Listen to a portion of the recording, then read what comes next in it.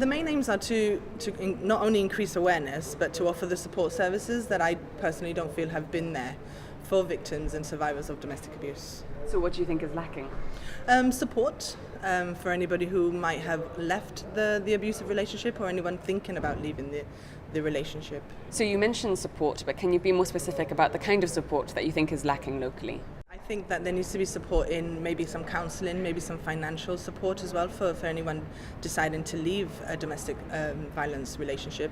Somewhere that they can go as well, so they know that they've got somewhere that they can be, so somewhere with security measures, so if there was a restraining order in place, for example, where it would be somewhere that they would feel safe there.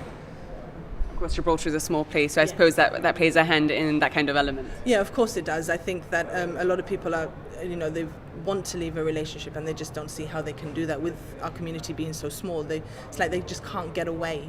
You've also made it very clear that the group isn't just for women, but also for men too. It's for everybody. It's for anyone who's suffered any sort of domestic abuse. So it's not entirely about a personal relationship or partnership. It could be anyone who's suffered domestic abuse at home with their parents. So anybody who wants to have somewhere to go to get away from any sort of abuse. What kind of response have you had so far?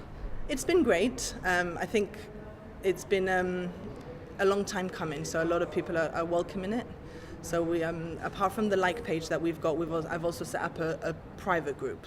So I've got some, about 20 women in that group who have shared their stories, and it's somewhere safe that they can actually be themselves and express what they have been through. The government is also rolling out a 5-year domestic abuse strategy. So how do you think this campaign ties in with that? I'm not quite sure at the moment. I was contacted by the Ministry of Equality for a meeting sometime soon, so I'm hoping that maybe we could work together for any particular aim that they might have, and we can just see where we can go from there. In the meantime, you will be holding monthly meetings. Our first meeting is tomorrow. It's quite informal. It's just really to put names to faces and to get to know each other. But eventually, yes, I'd like to do a monthly meeting. And for those who might be a bit reluctant about attending one of these meetings, what advice would you give to them?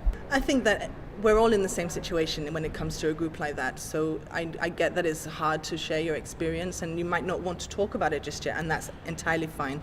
If you'd like to come along, you can feel free to message the group and then we can let you know where we're going to be. And if you don't want to talk about it, you just want to hear other people's experiences, that's fine too.